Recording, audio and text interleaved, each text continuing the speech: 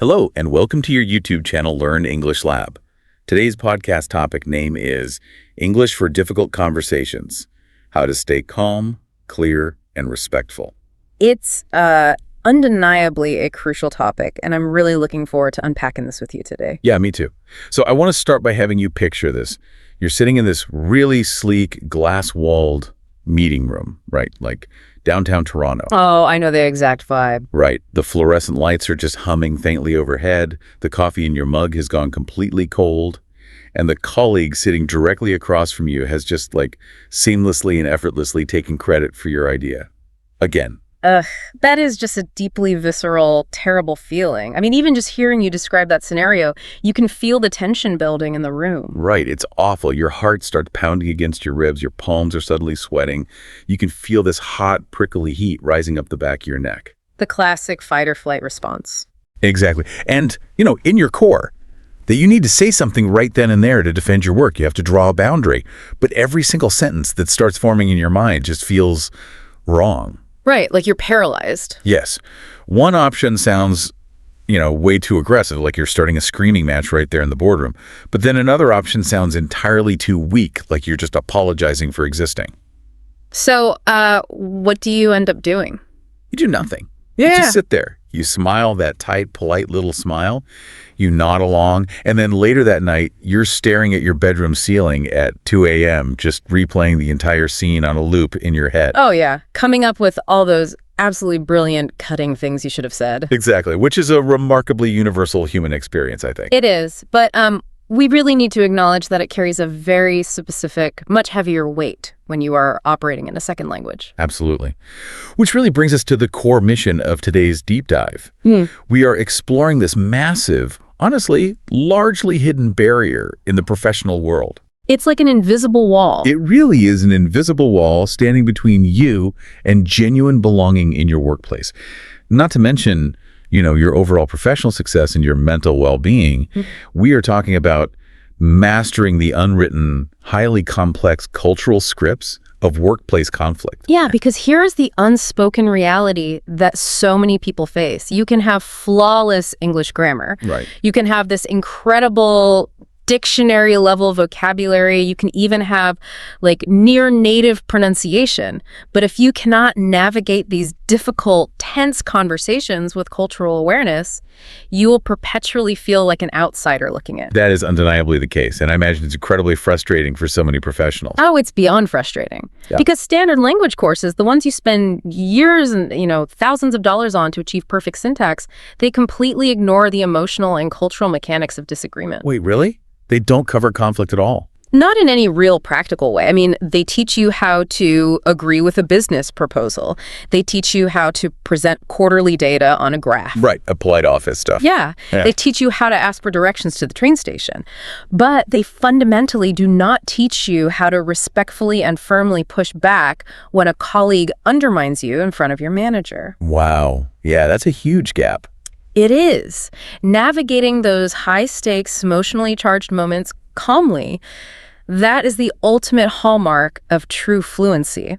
It's the vast difference between just knowing the vocabulary words and knowing how those words actually land in the room, energetically and culturally. It's kind of like handing someone the keys to a high-performance sports car, but then dropping them in the middle of a sprawling foreign city where they don't know the local traffic laws. Oh, I like that analogy. Thanks. Like the grammar, your vocabulary, that's the engine of the car. And it runs beautifully. You know how to shift gears. But the culture, the unspoken expectations of how to navigate tension, those are the local rules of exactly who has the right of way.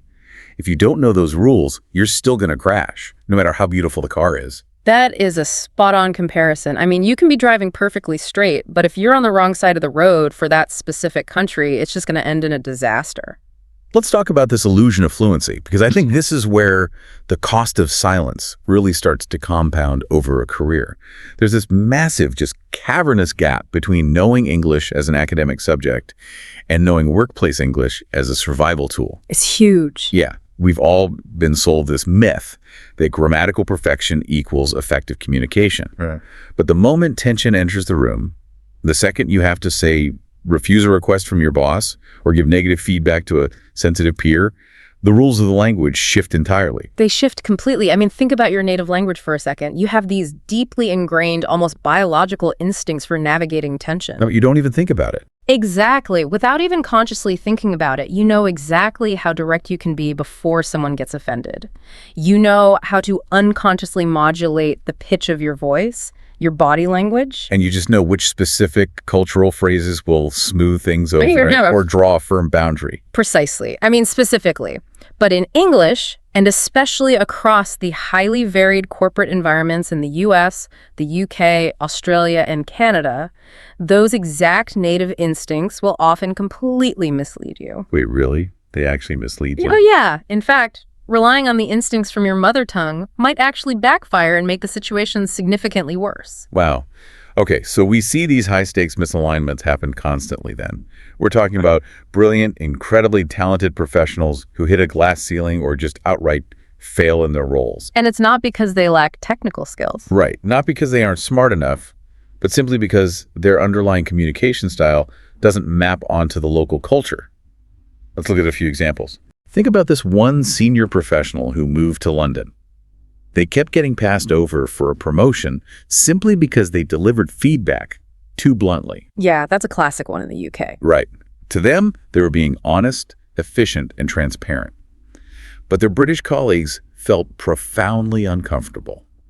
They perceived that communication style as an aggressive, almost hostile confrontation. And the tragedy there is that the professional in London had absolutely no idea why people were pulling away from them. That's heartbreaking. It really is. Or consider a highly skilled immigrant working in tech in Seattle. They struggled for years to advocate for themselves because their language was overly formal, highly deferential, and just apologetic. Because in their home culture, utilizing that level of deference to a manager was the ultimate sign of respect. Exactly. It meant they were a true professional. But to their American managers, they just sounded uncertain. They sounded like they lacked confidence in their own ideas. Oh, so they were probably deemed like not quite ready for a leadership track. You nailed it. That's exactly what happened. It definitely goes the other way too, right? Where the local culture is much flatter than the learner expects. Oh, absolutely. There's the story of a brilliant structural engineer who relocated to Melbourne, Australia. She had the technical English down completely. She could write flawless engineering reports. But the office culture was a shock. Completely. She eventually quit her job because she just couldn't handle the constant low-level feeling of panic when her Australian colleagues casually and bluntly challenged her ideas in open meetings. Oh, right. The Australian egalitarian approach. Yeah. She didn't know how to respectfully push back in that specific flat context. She didn't know how to parry the remarks, so she just absorbed all that stress internally until her nervous system gave out and she had to leave. Which is just so sad. And it brings us to Priya's story, which I think beautifully and painfully illustrates the true cost of this dynamic. Okay, tell us about Priya. So Priya is a senior software developer from India who relocated to Vancouver. By every academic metric, her English is flawless. Technically, she's in the top 1% of her field. But culturally, in the office environment, she was utterly paralyzed. We need to look at what was actually happening in her day-to-day. What was going on? Well, when her manager gave her frustratingly vague instructions for a software deployment and then unfairly criticized her for missing the mark, what did she do? She didn't say, "I need more clarity." Oh, let me guess. She just apologized. She apologized profusely. She took all the blame and then worked 70-hour weeks to fix it. Oh, man. And it wasn't just with her manager, was it? No, not at all. When a more junior teammate repeatedly interrupted her and spoke over her during technical planning meetings, she just stayed perfectly silent. She let them take the floor. That is so frustrating. And didn't she get handed extra administrative projects too? Stuff that was completely outside her job description as a senior developer. She did. And she accepted them with a strained smile, totally worried that saying no would label her as not a team player. And here is the absolutely crucial point we need to understand about Priya. Her avoidance of these conflicts was not a lack of internal courage. She wasn't a weak person at all. Right. It was entirely a lack of linguistic confidence. She simply did not possess the specific conversational tools to navigate those interactions in a way that felt culturally appropriate and professionally safe to her. She didn't want to sound rude. She didn't want to seem combative, so she chose the silence. Exactly. And she paid the ultimate price in deep exhaustion, deep resentment, and eventually total burnout. Okay, I hear that. But I want to stop right here and really push back on this dynamic for a second. Go for it. Because as we talk about Priya and the engineer in Melbourne and the professional in Seattle, it feels incredibly one-sided. I mean, is it really fair that the burden is entirely 100% on the non-native speaker to adapt? That's a very fair question. Like, we talk endlessly about diversity and inclusion. Shouldn't modern workplaces be more accommodating? If someone is technically brilliant, shouldn't a company meet them halfway instead of demanding they perfectly master these incredibly subtle Western corporate scripts? Aren't we just enforcing a corporate monoculture? That is a phenomenal point, and it's an incredibly valid pushback. Philosophically, in a perfect world, yes. Inclusive workplaces absolutely should meet people in the middle. Right. If Priya is doing brilliant work, her manager should realize she communicates deference differently. Undeniably. Leadership and HR departments should be actively trained to recognize and value different global communication styles, rather than penalizing someone for not sounding like a local. So why are we putting the onus on the learner today? Because here is the pragmatic, sometimes uncomfortable reality we have to operate in right now. Waiting for corporate culture to catch up is a remarkably slow, painful, and generational process. I mean, yeah, corporate moves at a glacial pace. Exactly. You might wait a decade for your company's management training to finally recognize your specific communication style. So equipping yourself with these linguistic tools isn't about surrendering your cultural identity. What is it about, then? It's about empowering yourself immediately. It gives you the personal agency to protect your own boundaries today, to safeguard your mental health this afternoon, and to advocate for your career trajectory in your very next meeting. Wow. Okay, so you learn the rules of their terrain, not to become them, but to protect yourself while you navigate it. You put on the armor so you don't get bruised while you're walking through their house. That makes a lot of sense. It's a survival tool, not a personality change. So let's dive into what's actually happening under the hood when we need that armor. I want to get into the neurology of conflict in a second language. Oh, the brain science here is utterly fascinating. It really is. We've established why these conversations are necessary, but the physical and mental barriers making them so difficult are just staggering. They are massive. We have to talk about the concept of cognitive overload. Okay, what does that look like in the brain? Well, navigating interpersonal tension is inherently stressful for any human being, even in their native mother tongue. When someone challenges you, your amygdala fires, your heart rate elevates, cortisol floods your system, and your biological fight-or-flight response kicks in. Right. Standard stress response. Now, I want you to imagine trying to manage that intense biological stress response while simultaneously performing complex, real-time linguistic translation, second-guessing your vocabulary choices, and desperately trying to evaluate the cultural appropriateness of the sentence you're about to say. Oh man, the cognitive load doesn't just double, it multiplies exponentially. Spot on. Your brain's processing capacity is completely maxed out. And native speakers have a frankly unfair advantage here, don't they? Because they rely on automatic language production during a conflict. Absolutely. Like when an American is arguing in English, they don't have to consciously think about assembling the words. The words just materialize automatically. Accurately. The neural pathways for their native language are entirely automated. Because they aren't spending brain power on syntax or vocabulary retrieval, they can dedicate 100% of their prefrontal cortex, their executive functioning, to the actual strategy of the argument. Right. They're reading the other person's body language. They're anticipating the next counter-argument. Exactly. Language learners simply do not have that luxury. Their brain is working double time just to construct the very basic architecture of the sentences. It's like trying to play a high-stakes game of chess while simultaneously having to carve the chess pieces out of wood. That chess analogy is perfect. Let's look at Sarah, for example. She's a senior marketing manager from Germany, currently working in Austin, Texas. Okay, the Texas office. Yeah. And she just found out, casually in an email, that her major Q3 budget proposal was rejected by the director without anyone even consulting her. She put 3 weeks of late nights into this proposal. I'd be furious. Oh, totally. Now, if this were happened back in Germany, she knows the exact script. The German workplace culture generally values highly direct, factual, unvarnished communication. Right. She knows exactly how to walk into an office and express professional frustration in German. But in English, standing outside her director's office in Texas, she is drowning in choices. She's caught in that cognitive bottleneck. She's standing there thinking, is the word disappointed better than concerned? If I walk in and say, you should have talked to me first, is that way too aggressive for an American office? Exactly. Will they think I'm being insubordinate? And while she is trapped in that frantic internal debate running through a thesaurus in her head, the window of opportunity to speak up is rapidly closing. The emotional activation combined with the linguistic calculation is entirely exhausting. So what does she do? She'll likely just nod, say, okay, thanks for letting me know, and walk away furious.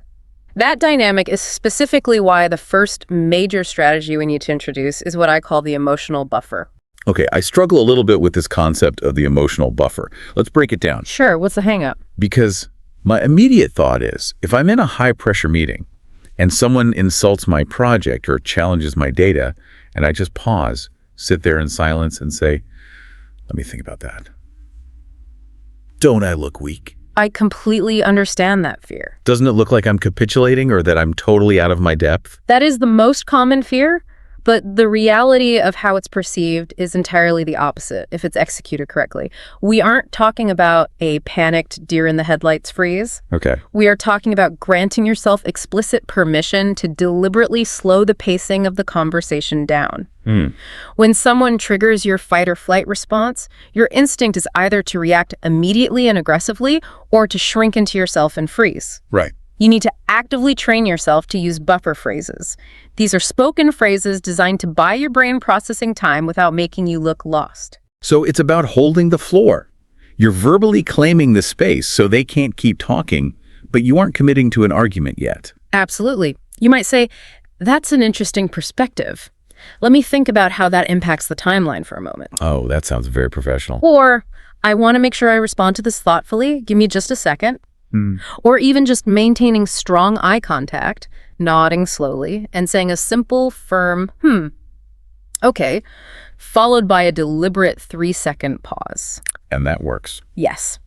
These phrases send a strong signal to the other person that you are fully engaged, you have heard them, and you're evaluating their words. You look measured and in control. But internally. Internally, biologically, those phrases give your brain the 3 or 4 precious seconds it desperately needs to catch up. It lets the cortisol spike settle, processes the emotional hit, and systematically selects the right English vocabulary from your mental archives. It's an artificial speed bump. I love that. It takes the enormous pressure off you to have a lightning-fast Aaron Sorkin-style comeback right out of the gate. And that leads beautifully into the second strategy, which is pre-scripting anchors.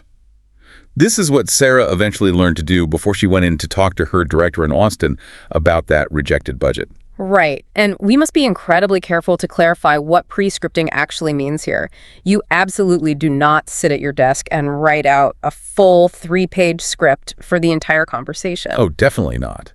Because if you do that, trying to predict what they will say and what you will say back, the second the other person goes off script, and they will go off script within the first 5 seconds, your brain will completely short circuit. You'll freeze because you don't have a pre-written line for their unexpected response. Right. So what do you do instead? You just script your anchors. You script one opening sentence to get you into the room, and you script one core message. For Sarah, her opener was simply, I'd like to take a few minutes to talk about the budget decision and how we can align better in the future. Okay, simple, professional. That gets her through the door without stumbling over her words. And her core message, her anchor was, I need to be consulted before final decisions are made about projects I am personally leading. And that's it. That's all she memorizes. That's all she memorizes. I love the idea of calling them anchors. Yeah. They're like her lighthouses in the middle of a storm.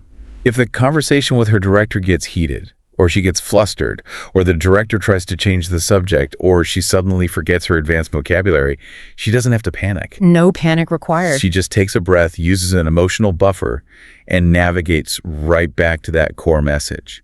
I understand budgets are tight, but I need to be consulted before final decisions are made. It fundamentally grounds her. It creates immense psychological safety. Now, the third strategy, and this is arguably the biggest minefield for non-native speakers, is emotional moderation. Oh, this is a tricky one. It is. The acceptable register of emotion in corporate environments, particularly in the US, the UK, Australia, and Canada, is incredibly specific and often quite narrow. It really is narrow. In many global cultures, like parts of Southern Europe, Latin America, or the Middle East, expressing intense, Visible emotion at work during a disagreement is completely expected. Right. It shows you are invested. Exactly. It shows you care passionately about the outcome. But in the Anglo-corporate environments we are discussing today, expressing raw anger is treated like a taboo.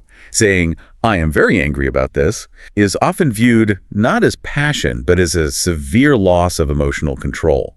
It can be a career killer. Undeniably. In these cultures, the moment you display raw anger, the other person stops listening to the logic of your argument and only focuses on the fact that you are acting unprofessionally. So what's the strategy? You have to translate your intense emotion into a highly specific, moderated professional register.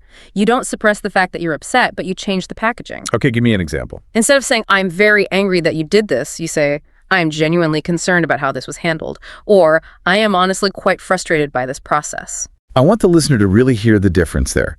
Notice how genuinely concerned and honestly quite frustrated get the exact same underlying message across. You are clearly stating that a boundary has been crossed, you are unhappy, and something needs to change. Right. But they do so with a veneer of professional appropriateness. They signal that you are experiencing negative emotion, but crucially, you remain in complete control of your rational faculties.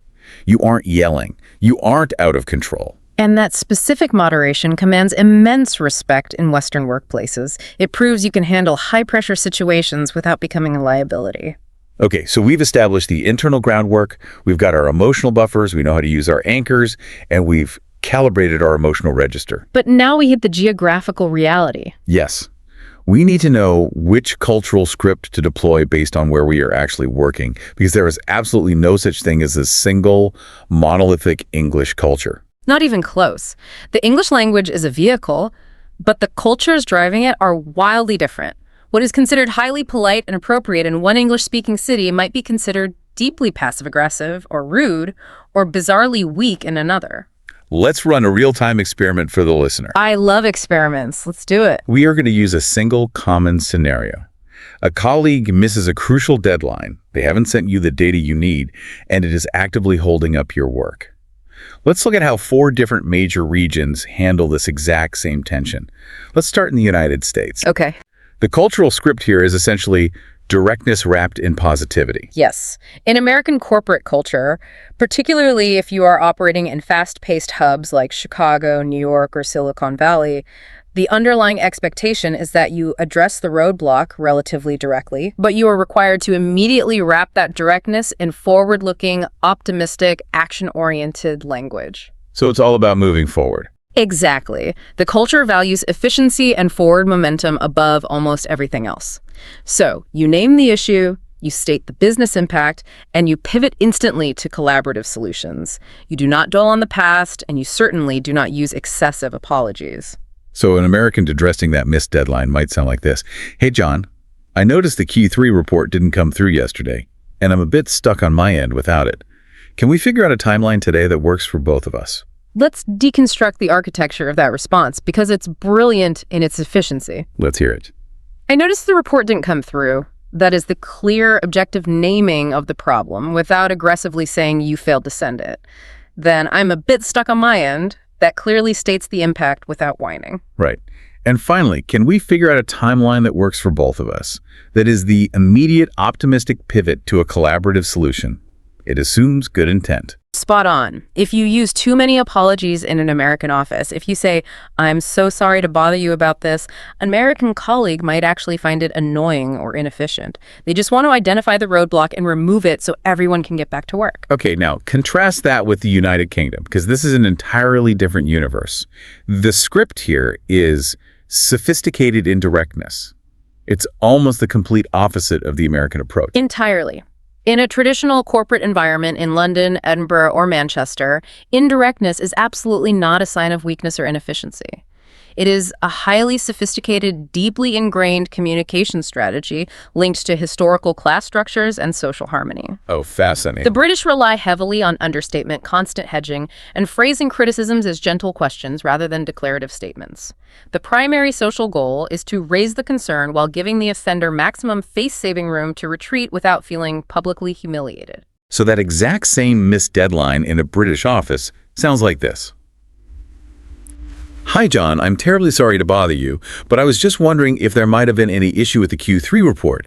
It's just that I'm rather depending on it for my presentation, and I wasn't entirely sure if perhaps it had got lost in the post or held up in the system somewhere. Which is a linguistic masterpiece of deflection. It's wild. To an American ear or to someone from Germany or the Netherlands, that sounds wildly insecure and incredibly confusing. The American is thinking, why on earth is the person who is waiting for the late report apologizing to the person who messed up? And why are they pretending it got lost in the mail? Right. The foreigner thinks the British person is terrified of conflict, but to a Brit, that response is highly calibrated respect. You are offering them a polite, fictional way out. Maybe the email server crashed, even though both of you know perfectly well they just forgot to do their job. So it preserves the relationship. Exactly. It allows the offender to say, oh goodness, yes, system error, I'll send it right now, which corrects the mistake without anyone having to be directly accused of incompetence. It preserves the social fabric of the office. It's a delicate chance. Now let's fly down to the Southern Hemisphere, Australia. Ah, yes. The script here is egalitarian directness. Places like Sydney, Brisbane, or Melbourne have workplace hierarchies. They're remarkably flat compared to the UK or even the US. Very flat. The culture has a strong historical aversion to anyone acting superior to anyone else. It's the famous tall poppy syndrome. They value absolute straight talk delivered without any pretension, but it must almost always be softened with casual good humor and a sense of mateship. So in a Sydney office, you wouldn't use British hedging or American corporate speak. You'd likely hear something like, mate, still waiting on that Q3 report. Any chance you can shoot it over today? I'm properly stuck without it. Exactly. It completely cuts through the elaborate, face-saving politeness of the UK, and it drops the overly enthusiastic corporate solutions of the US, but it maintains respect through casual, egalitarian friendliness. So the implicit message behind mate and the casual tone is what? It's basically saying, we are equals, nobody is better than anybody else, you messed up, I need the thing, let's just sort this out without making a big dramatic deal of it. Which is wonderfully refreshing, but also terrifying if you aren't used to it. And then we come back to Canada. The script here is what we might call multicultural, gentle directness. Yes, especially when you are operating in global hubs like Toronto or Vancouver, you are dealing with cities that essentially try to blend British-style politeness with American-style directness, filtered through a massive immigrant population. Canadians are hyper-aware of multicultural sensitivity, right? Very much so. The national identity is heavily invested in being accommodating and polite. They are exceptionally careful not to cause offense. So they will be significantly more direct than the British. They won't pretend the email got lost in the mail. But they are much gentler than the Americans, frequently going out of their way to explicitly acknowledge the other person's constraints before making a demand. So a Canadian manager in Ottawa might address the late report by saying, hi, John, I know you've been really busy with the merger this week, and I honestly don't want to add pressure to your plate, but I'm in a bit of a bind without that Q3 report. Would it be possible to get it by end of day? I'm totally happy to work around your schedule if that helps. Notice the immense amount of empathy front-loaded into that request. I know you've been busy. What is so utterly fascinating here is how the very definition of the word rude completely shifts across these geographical borders. Right. Adapting your language to these specific environments isn't just a fun trick to sound more like a local. No, it is a critical defense mechanism to prevent catastrophic misunderstandings. Think about the cross-contamination. If you use the casual Australian, mate, where's the report approach in a highly formal, traditional London banking firm, you might cause serious professional offense. You'll be seen as brazen and disrespectful. Oh, absolutely. On the flip side, if you use the British, I'm terribly sorry, but perhaps it got lost, hedging in a fast-paced, cutthroat New York startup, you might be ignored entirely because they simply don't register that you are making an urgent demand. You have to know the rules of the specific road you are driving on. Which brings us to a really, really dangerous trap for non-native speakers, especially when they are trying to navigate polite cultures like the UK or Canada. It's something you call the clarity paradox. Yes. Because we know these specific cultures value politeness, language learners often sacrifice their own clarity for the sake of trying to be nice. This is perhaps the single most common and most damaging pitfall I see in my work. The intention of the learner is entirely good. You want to be polite, you want to respect the local culture, you don't want to make enemies, but the execution goes horribly wrong, resulting in a complete loss of your actual message. We see this clearly with David's story. Let's look at David. He's a senior accountant from Poland, currently working in a mid-sized firm in Manchester, England. Okay, the UK again. Right.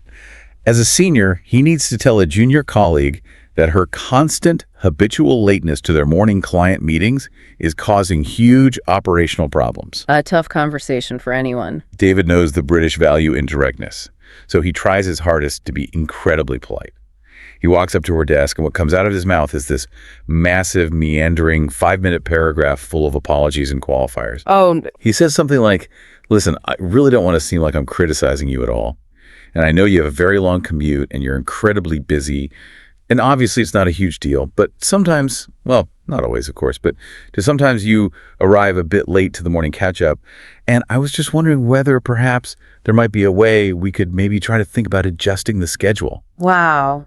By the time he finally stops talking, the junior colleague just smiles, says, "Sure, I'll try," and completely dismisses the interaction. She doesn't even realize she's just been formally reprimanded by a superior. It's a complete failure of communication, and here is the crucial, counterintuitive insight that David needs to learn.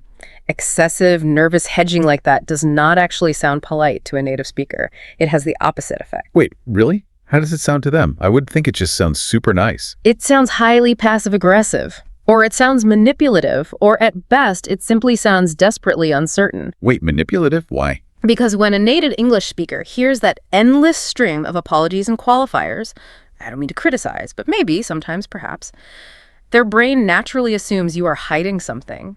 The listener is left thinking, what is this person actually trying to say to me? What is the hidden agenda here? Why won't they just give it to me straight?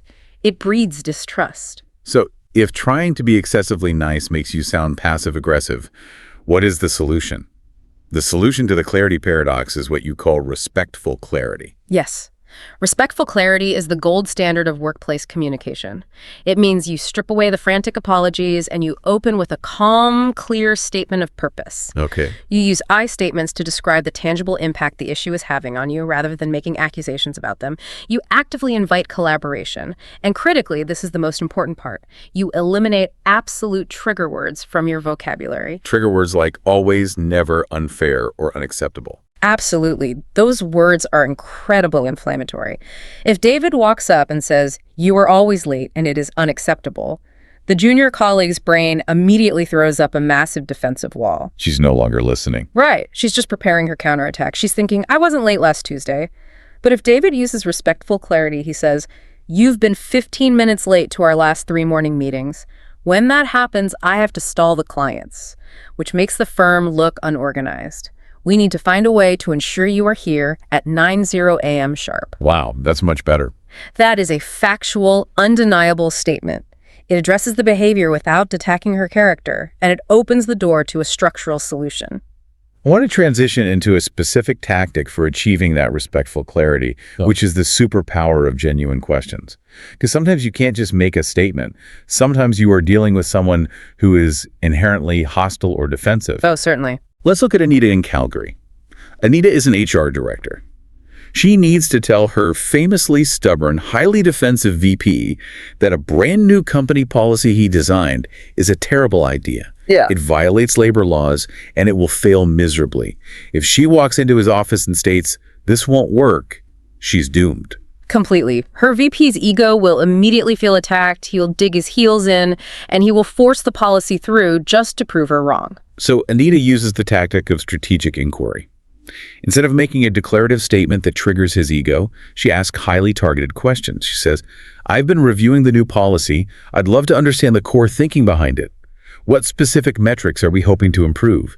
And have we considered how this new mandate will interact with our existing union contracts regarding overtime?" Now, I can hear your listeners thinking right now, because this is the most common objection I get in my seminars. Isn't that just a manipulative psychological trick? If I know the policy is terrible and I'm just using questions to secretly back someone into a corner so they admit they are wrong, won't they see right through that? Won't they feel manipulated? I completely agree with the listener here. That is exactly the pushback I was going to give you. When people do that to me, when they ask leading questions just to trap me, I find it infuriating. It feels so patronizing. It absolutely is patronizing if it is a trap, but it is not a trap if they are genuine inquiries. That is the critical, fundamental distinction. How do you make it genuine? You are not asking rhetorical questions with a smirk on your face, waiting for them to stumble. You must approach it with genuine professional curiosity. You are earnestly inviting them to walk you through their logic, because there is always a chance you miss something. Right, maybe you don't have all the context. Exactly. But usually when you ask calmly, have we considered how this interacts with the union contracts? You are giving them the floor to explain it. And as they try to explain it out loud, the fatal flaws in their own plan usually reveal themselves organically to them. They stop mid-sentence and realize, oh, wait, this actually contradicts Section 4 of the handbook. So they defeat their own bad idea. Yes, but without losing face, you have miraculously turned what would have been a bitter adversarial debate into a collaborative problem-solving session. You aren't sitting across the table attacking them. Metaphorically, you have moved to sit beside them, and you're both looking at the problem on the table together. That shifts the entire energy of the room. I love that. But to execute these cultural scripts seamlessly, to use those strategic questions without sounding patronizing, to maintain respectful clarity under fire, you really need an upgraded linguistic toolkit. You really do. You need the specific, nuanced vocabulary that signals high emotional intelligence to a native speaker. We need to move way beyond basic business English. Basic business English is functional, but it's sterile. It teaches you how to say, let's review the quarterly metrics, or please find attached the invoice. If you want to survive conflict, we need to dive into the vocabulary and the ecosystem of tension. Ecosystem of tension, I like that. These are the specific power phrases, the idioms, that native English speakers intuitively use to de-escalate anxiety and navigate incredibly tricky interpersonal dynamics. Let's rapidly analyze a few of these because I want the listener to understand the psychology behind the words. Let's start with the phrase, to push back, or to draw a line. These are fascinating because they are spatial metaphors. To push back on an idea or to draw the line is how you firmly assert a professional boundary without crossing over into personal aggression. Right. If a manager keeps dumping extra work on you and you say, I refuse to do this, you sound combative. But if you say, I need to push back on this new timeline as it compromises our quality, or I have to draw the line at working consecutive weekends, it sounds principled. It sounds firm, professional, and boundaried. It commands so much more respect than complaining or whining. What about the phrases, give the benefit of the doubt, or hear someone out? Why are those so powerful? These are your ultimate relationship preservation tools, rooted in a framework of fairness and justice. If a colleague makes a massive error and the whole team is angry, and you say, I know the data is wrong, but I wanted to hear him out before making a decision, or I'm going to give her the benefit of the doubt on this mistake, you are signaling incredible maturity. Yeah, that sounds so level-headed. You are showing everyone in the room that you are a reasonable, measured leader who doesn't jump to malicious conclusions or execute people on the first offense. Using those phrases instantly lowers the emotional temperature of the entire office. It shows you presume good intent. Then there are the collaborative terms. Phrases like clear the air or meet someone halfway. Clear the air is an atmospheric metaphor. It implies that the current tension is like smog or smoke in the room, making it hard to breathe. If there has been lingering, awkward silence after a bad argument with a peer, walking up to them and saying, hey, can we grab a quick coffee? I'd really like to clear the air between us, is a wonderfully warm, proactive way to reset the relationship. It acknowledges the awkwardness without assigning blame. Spot on. And offering to meet someone halfway shows you aren't a stubborn dictator. You are willing to compromise. It is inherently solution-oriented. And finally, we have risk management phrases. Telling someone you need to tread carefully, or that you want to nip it in the bud. Nip it in the bud is a brilliant agricultural metaphor. It means to snip the bud off a weed before it can bloom and spread its seeds. It means stopping a small problem before it morphs into a massive crisis. I use that one all the time. It's great, right? If you tell your director, I noticed some minor tension between the two junior developers yesterday, so I'm going to pull them into a room and nip it in the bud, you are showing incredible leadership. You are demonstrating high situational awareness and proactive risk management. Now, learning these specific terms, along with broader psychological concepts like identifying passive-aggressive behavior, knowing how to read the room, doing damage control after a bad meeting, or graciously recognizing a miscommunication, This isn't just about memorizing a list of idioms for a vocabulary test, is it? It's deeper than that. Oh, it's vastly deeper. Learning this specific vocabulary is about adopting the actual conceptual framework that native English speakers use to categorize and understand human behavior. Language shapes reality. Exactly. When you can correctly identify a colleague's strange, unhelpful behavior as passive-aggressive, or when you can accurately tell your boss that you read the room during the client pitch and wisely decided to hold off on presenting the new pricing model, you are proving that you fundamentally get it. You're speaking their psychological language. You are demonstrating that you fully comprehend the subtle psychological and cultural currents flowing under the surface of the workplace.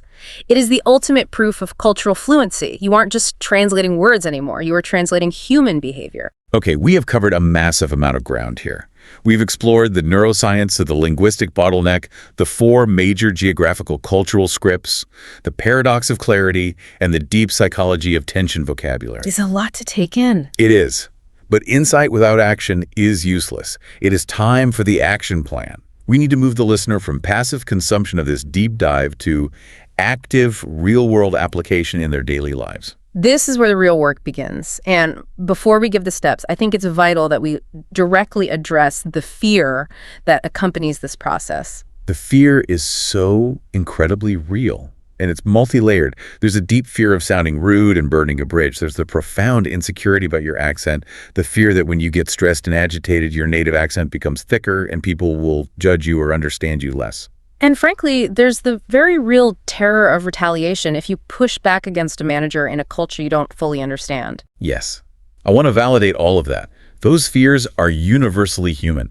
Everyone, even native speakers, feels them to some degree when facing conflict, but they are undeniably magnified 100 times for the non-native speaker. However, I want to assure you with absolute certainty, the long-term cost of silent resentment is far, far worse. It really is. Continuously swallowing your frustration, letting colleagues steal your ideas, missing out on well-deserved promotions, and feeling like a perpetual, anxious outsider in your own office, that takes a much heavier, more destructive toll on your life, your health, and your career than the temporary, acute discomfort of learning how to speak up. You have to choose your heart. Being silent is hard.